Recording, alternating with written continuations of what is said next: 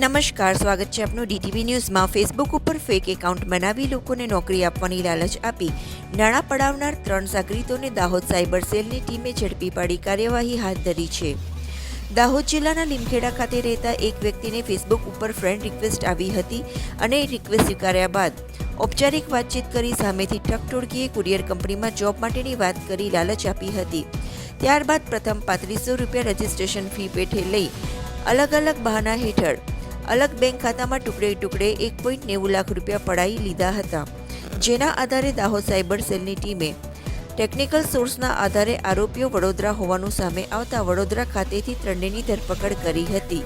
3 આરોપીમાં prince Barot અને અરવિંદ પુરિયા બંને દાહોદ જિલ્લાના લીમખેડાના રહેવાસી અને અમિત પ્રજાપતિ ગોધરાનો રહેવાસી હોવાનું સામે આવ્યું હતું।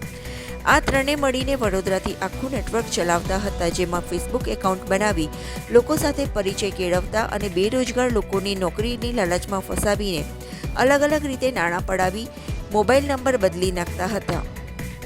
રાજ્યભરમાં ત્રિપુટીએ 50 જેટલા લોકોને આ પ્રકારની છેતરપિંડી કરી હોવાની કબૂલાત કરી છે। HAL પોલીસ દ્વારા વધુ તપાસ હાથ ધરવામાં આવી છે।